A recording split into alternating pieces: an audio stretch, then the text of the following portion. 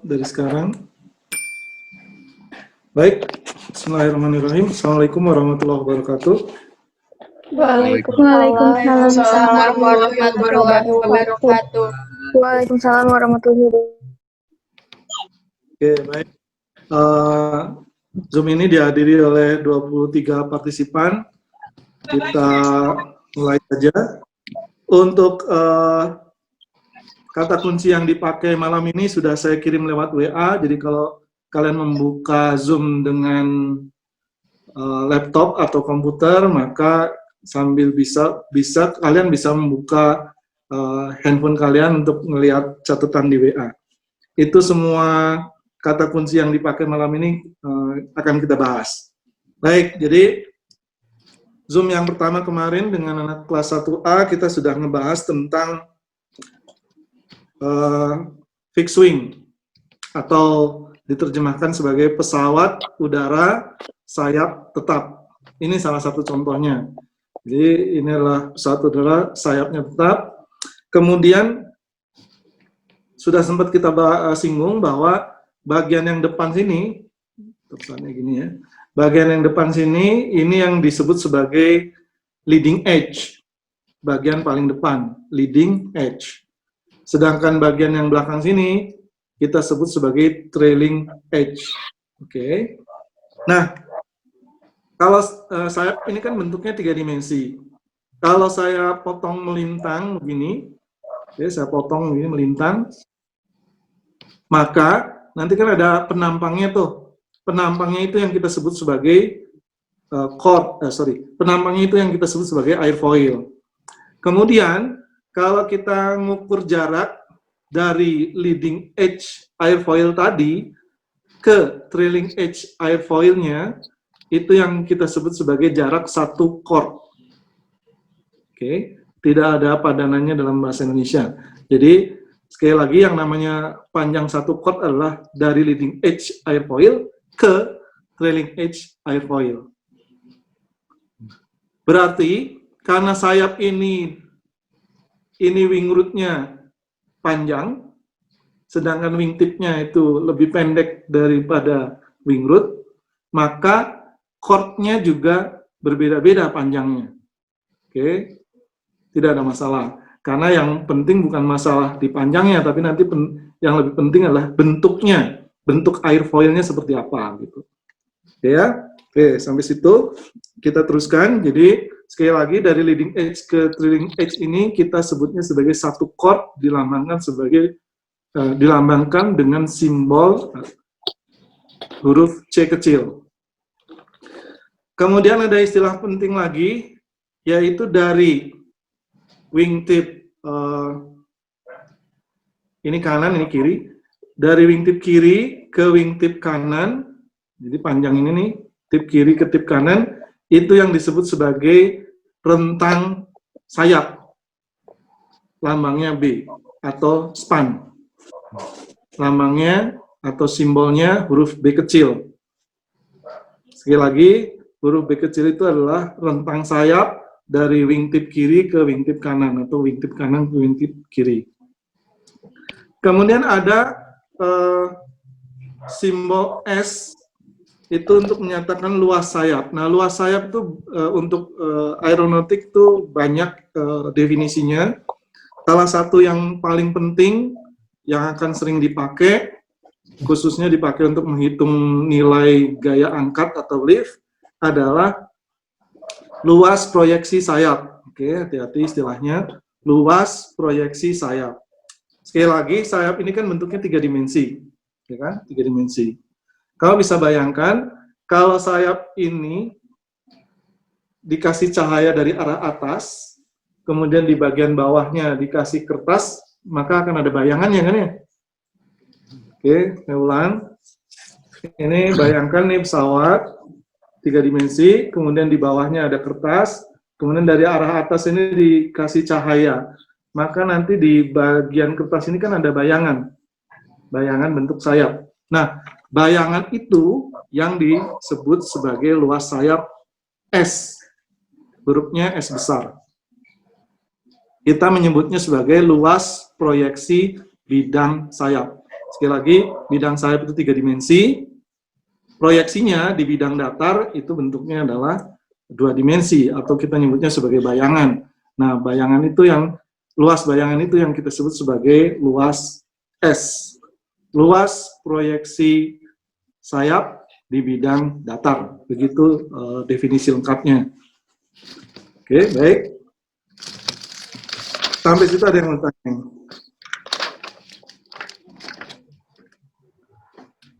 Nggak ada? Kalau nggak ada, kita masuk ke bagian yang kedua. Kita ngebahas tentang prinsip Bernoulli. Pak, izin bertanya. Wah, oke, monggo. Kalau fixed wing itu menentukan CG-nya di mana ya, Pak? Fixed wing menentukan CG. center of gravity. Iya. Menentukan center of gravity, ada caranya.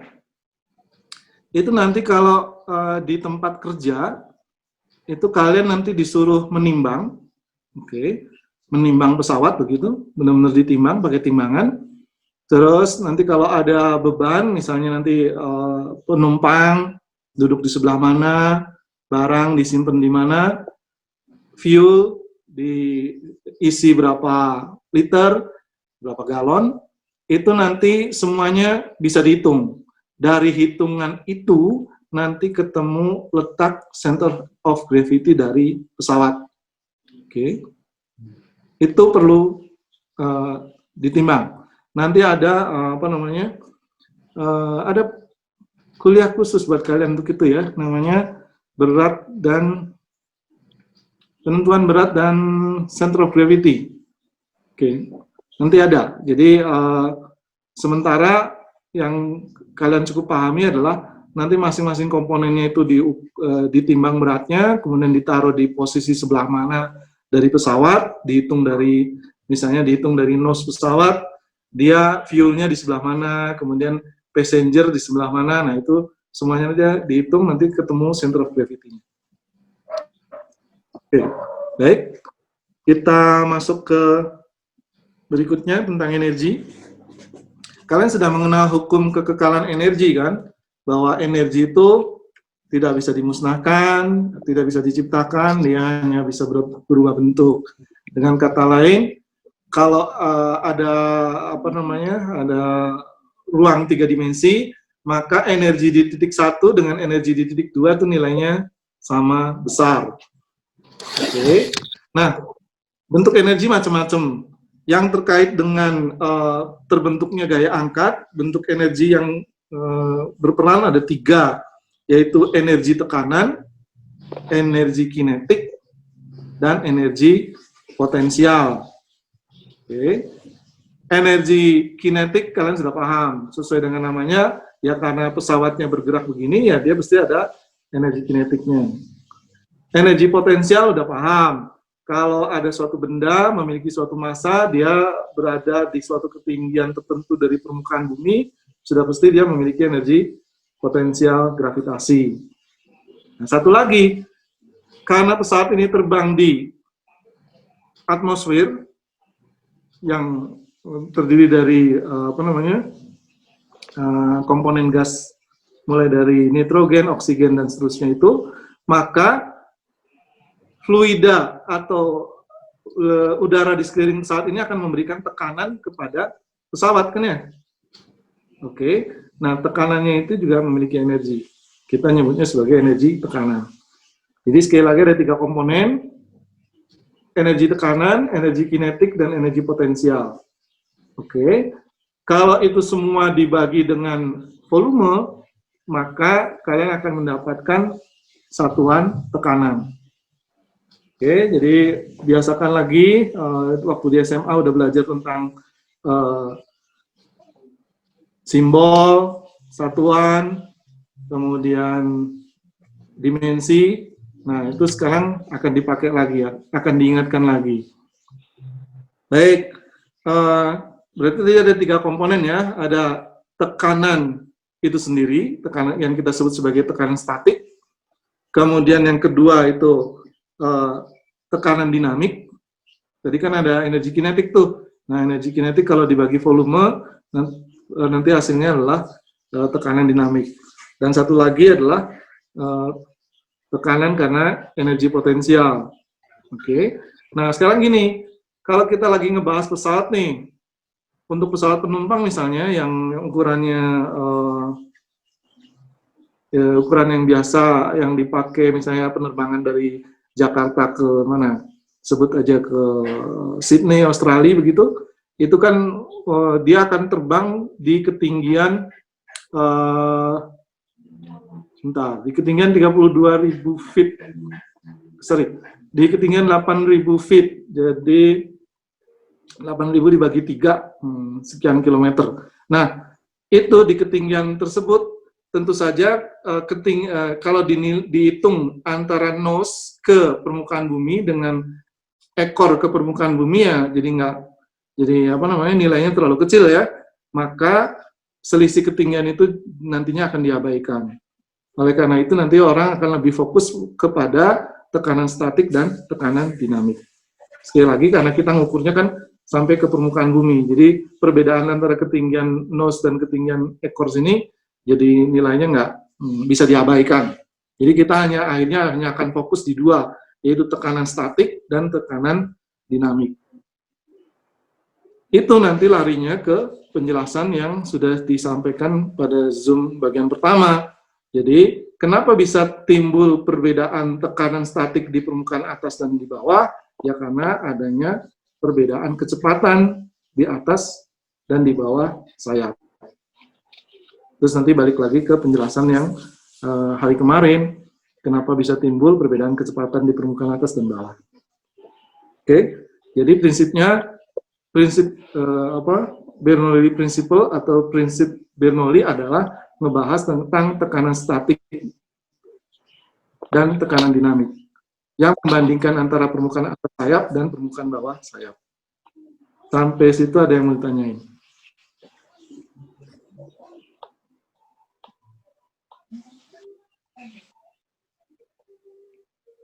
Oke, nggak ada. Kalau nggak ada, saya lanjutkan.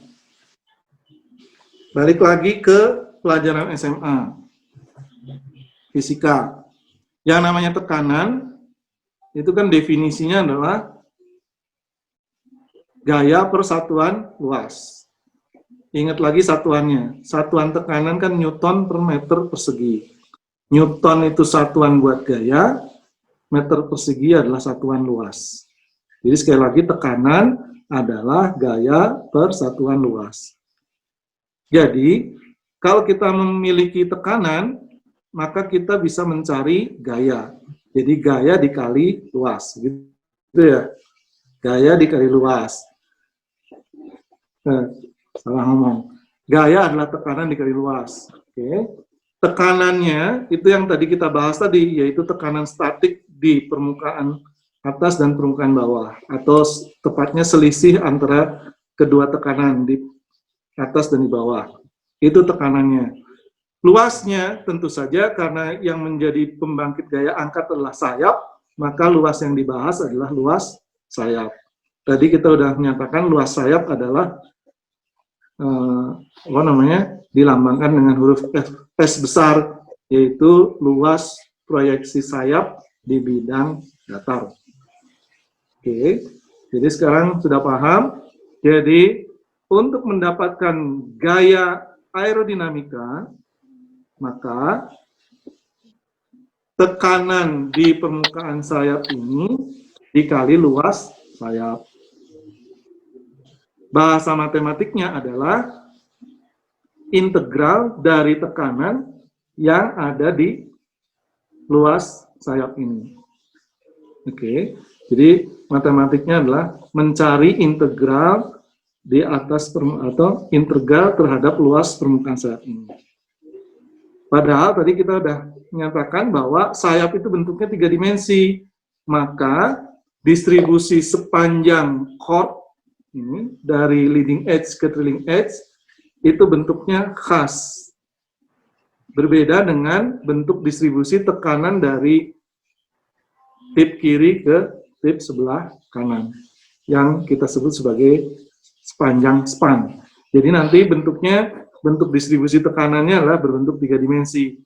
Ada yang bentuk khas dari leading edge ke trailing edge, yang kita sebut sebagai sepanjang chord. Ada distribusi tekanan dari tip kiri ke tip kanan, yang kita sebut sebagai distribusi tekanan sepanjang span sayap atau sepanjang rentang sayap. Nah, itu kalau nanti diintegralkan, nanti ketemu gaya aerodinamika. Oke. Kenapa disebut gaya aerodinamika? Karena gaya yang timbul itu terjadi karena tekanan udara terhadap sayap. Kenapa bisa ada tekanan udara di atas sayap dan di bawah sayap? Ya karena pesawatnya melaju di udara atau di atmosfer. Oke, sampai situ ada yang mau ditanyain?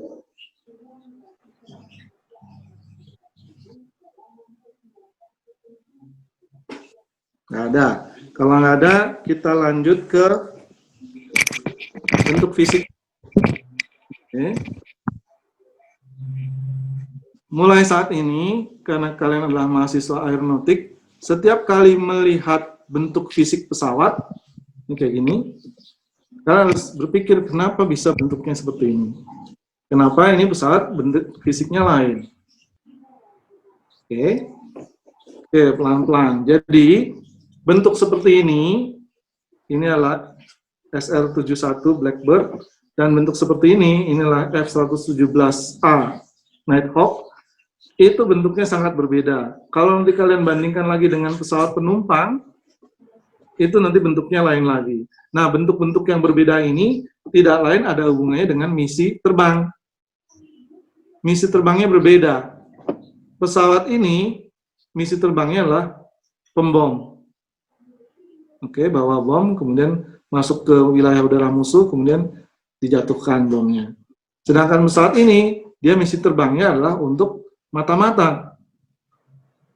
Oke, pesawat penumpang tentu saja misi terbangnya adalah membawa penumpang dari satu kota ke kota kedua.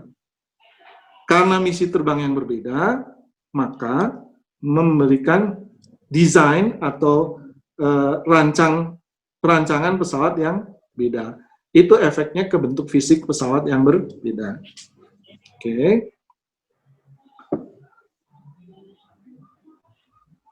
Sekarang, kalau kalian memperhatikan pesawat, maka kalian juga mesti lihat selain bentuk fisik sayapnya, ini sayapnya seperti ini, yang ini seperti ini, beda. Nanti pesawat penumpang lain lagi bentuk sayapnya, kalian juga bisa memperhatikan bagaimana letak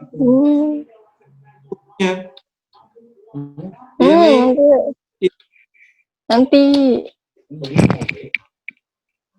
inlet propulsinya di depan seperti ini, sedangkan exhaust-nya ada di atas sayap seperti ini.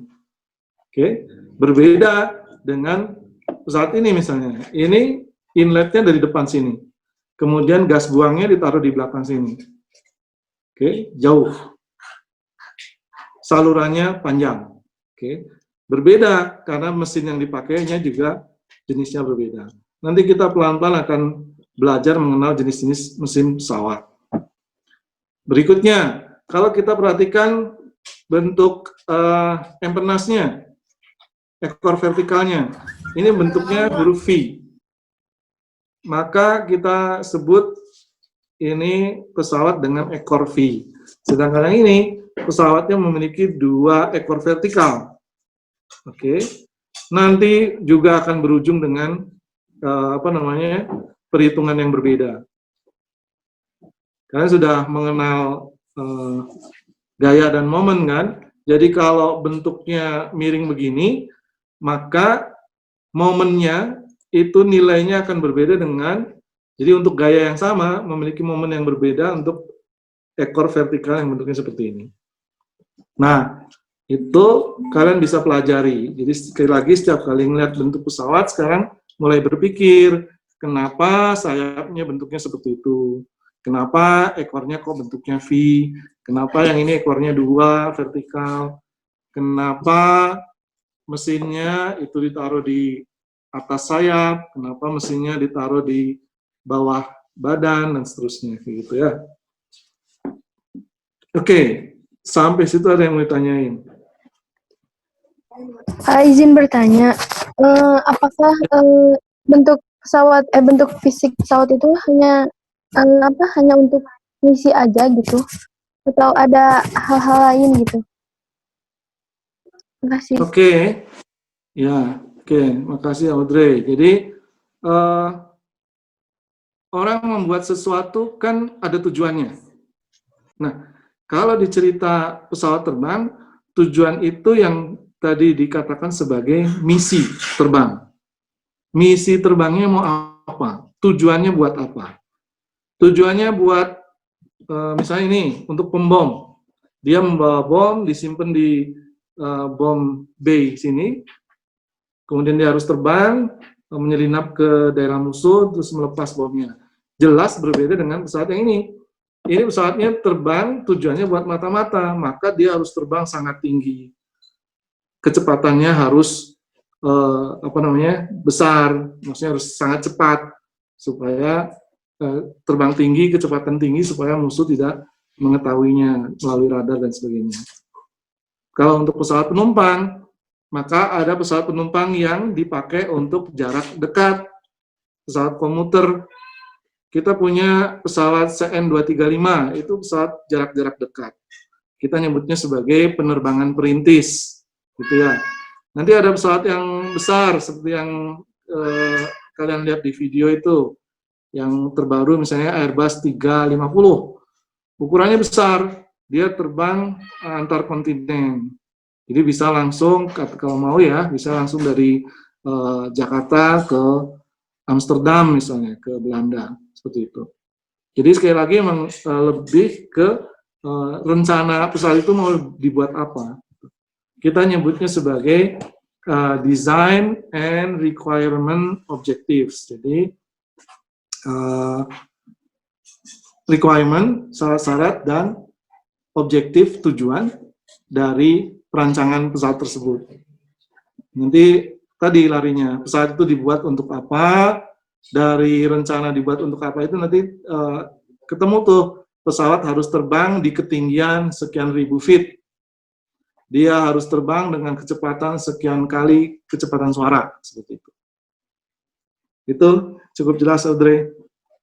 Cukup, Pak. Terima kasih.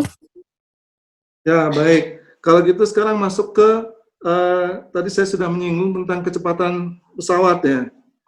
Kan waktu di SMA kalian belajar efek Doppler di kelas berapa? Kelas 11. Di efek Doppler itu kan ada yang disebut dengan kecepatan suara.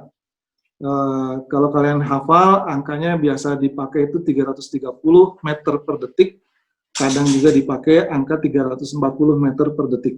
Itu adalah kecepatan suara. Kecepatan energi suara merambat dari satu tempat ke tempat berikutnya. Oke, kira-kira angkanya segitu, 340 meter per detik. Nah, pesawat itu ada yang kecepatannya di bawah kecepatan suara. Kita nyebutnya sebagai pesawat subsonik, karena sonik adalah kecepatan suara. Di bawah kecepatan itu maka disebut subsonik. Kayak CN235 itu subsonik. Pesawatnya terbang, jadi kamu mendengar suara dulu, ada suara pesawat nih, itu setelah kamu lihat ke langit baru kelihatan pesawatnya muncul, gitu kan? Nah, itu yang disebut pesawat subsonik. Kemudian ada pesawat supersonik. Pesawat militer kayak gini biasanya supersonik. Jadi dia terbang gitu, melintas. Kamu mungkin kebetulan melihat langit, melihat ada pesawat melintas, tapi baru mendengar suaranya setelah pesawatnya hilang dari pandangan. Itu contohnya. Oke, jadi pesawatnya kecepatannya melebihi kecepatan suara. Kita ngelihat fisiknya dulu, baru setelah itu kita mendengar suaranya. Oke, pesawat tempur biasanya memiliki kecepatan supersonik. Ada juga pesawat yang ini tadi contohnya, hipersonik ini. Kecepatannya 3 kali kecepatan suara. Oke, jadi pesawatnya udah melintas lebih dulu, baru sekian detik kemudian baru kita melihat kita mendengar suaranya. Jadi sekali lagi, memang ini hubungannya dengan tadi design, requirement, and objective. Karena ini pesawatnya adalah untuk tujuan mata-mata, berarti dia harus cepat. Kecepatan pesawat ini adalah 3 kali kecepatan suara. Ya, kalau mau dihitung, tinggal dihitung aja. 3 dikali 340 meter per detik. Nanti di pelajaran selanjutnya kita akan bahas bahwa kecepatan suara itu nilainya berbeda tergantung dari ketinggian posisi tersebut dari permukaan bumi. Oke, tapi biar gampangnya sih kita hitung aja 3 dikali 340. Karena 340 meter per detik adalah kecepatan suara di sea level, di permukaan air laut. Gitu ya. Jadi sekali lagi ini karena dia tujuannya untuk pengintaian, maka dia harus cepat. Yang paling pokok adalah dari kita nyebutnya rejim, dari rejim kecepatan itu, jadi yang tadi kita sebut subsonik, supersonik, hipersonik, itu nanti menentukan jenis propulsinya, jenis mesinnya, jenis engine-nya. Jadi itu alasannya kenapa pesawat yang Indonesia pernah buat, misalnya CN235, kemudian N250, itu masih menggunakan propeller. Karena dengan propeller lah dia efisien. Kenapa? Nanti ada hubungannya dengan pesawat itu terbangnya di ketinggian berapa meter dari di atas permukaan bumi. Kemudian pesawat tempur, itu kenapa pakai mesin jet? Ya karena dia terbang lebih tinggi lagi. Jadi ada tujuannya. Apakah pesawat militer harus terbang tinggi semua? Tidak. Ada juga pesawat yang militer yang terbangnya rendah. Nanti kalian googling ya, ada pesawat namanya tank killer, pesawat pembunuh tank, A-10 Thunderbolt. Itu pesawatnya terbangnya jelas, namanya juga mau memburu tank. Tank itu adanya di permukaan bumi, maka pesawatnya itu harus terbang rendah di atas permukaan bumi, seperti itu. Jadi nanti dia menggunakan engine yang memang cocok untuk itu. Jadi dia kecepatannya bukan kecepatan jet, seperti itu. Oke, jadi sekarang paham kenapa N250, CN235 itu masih yang kemarin ya N219 itu masih menggunakan propeller karena memang dia terbangnya di ketinggian yang paling tepat kalau pakai propeller. Nanti kita ada pelajaran khusus tentang penggunaan engine, penggunaan sistem propulsi pada pesawat. Oke, sampai situ ada yang mau tanyain? Izin bertanya, Pak. Ya, Mukti. Saya tuh pernah lihat di Instagram, Pak, ada pesawat yang melewat gitu di atas, terus pas di bagian pas ke rekamnya tuh kayak pesawatnya tuh ada kayak ngeluarin cahaya gitu, Pak. Bulat, bukan cahaya, kayak asap gitu bulat, Pak. Ngeluari dari badan pesawatnya, terus ada kayak suara ledakan gitu, Pak. Itu masuknya ke pesawat yang mana, Pak? Supersonik apa hipersonik, Pak? Oh, mesti dilihat dulu yang dimaksud adalah seperti apa gitu ya. Oke, ini mesti dilihat. Tapi intinya gini, sebagai mahasiswa aeronautik kita harus terbiasa untuk berpikir kritis. Terbuka saja banyak berita yang tidak benar. Ambil contoh apa? Ambil contoh misalnya kemarin kita udah sempat ngebahas tentang ini kan, tentang adanya starting vortex. Jadi ini pesawat di landasan, kemudian dia mulai bergerak, di situ ada starting vortex. Kemudian supaya dari segi hukum fisika, kalau ada starting vortex berarti logikanya harus ada yang melawan. Yang melawan itu yang kita sebut sebagai bound vortex, gitu kan? Ini kan ini starting vortex, di sini ada bound vortex, jadi dia saling menghilangkan. Kemudian di ujung sayap ini juga nanti ada yang kemarin kita sebut sebagai tip trailing vortex. Dia di sini menggulung ke arah dalam pesawat, yang ini juga menggulung ke arah dalam. Jadi ini menggulung begini, sebelah sini menggulung seperti ini. Jadi ini saling menghilangkan. Nah, tip trailing vortex ini kadang-kadang bisa terlihat kalau dia pesawatnya terbang tinggi, di mana di ketinggian tersebut atmosfernya dingin, itu akan terlihat, dan kadang orang salah mengira dibilangnya itu chemtrail, membuang zat kimia berbahaya gitu ya. Ya, maksud saya seperti itu. Jadi kita harus melihat dulu, hati-hati videonya seperti apa. Terus apakah itu benar-benar video yang terekam atau itu rekayasa. Kemudian jika itu memang benar terjadi pun kita mesti hati-hati apakah itu sebenarnya peristiwa yang bisa dijelaskan atau tidak. Di video yang bagaimana pesawat itu dibuat, ada di channel yang saya tunjukkan di e-learning, itu kan ada ditunjukkan pesawatnya masih pesawat eksperimental, pesawatnya masih dalam proses sertifikasi. Terus YouTuber yang menjadi pembawa acaranya kan nunjukin bahwa di situ banyak peralatan elektronik, kemudian kalau diperhatikan kan banyak tuh kita nyebutnya apa? Ya, ember-ember ukuran besar. Ember-ember itu kan sebenarnya diisi air. Tujuannya adalah untuk mensimulasikan penumpang, mensimulasikan distribusi massa penumpang di dalam pesawat itu. Itu di internet kadang yang kayak gitu disebut sebagai bukti bahwa itu adalah zat-zat kimianya gitu kan. Itu makanya harus hati-hati. Ya, sebagai seorang aeronautik kita harus rasional karena pesawat ini terbang rasional, ya kan? Jangan sampai ada yang menyatakan ini pesawat terbang karena digotong oleh jin gitu. Ya, jangan sampai seperti itu.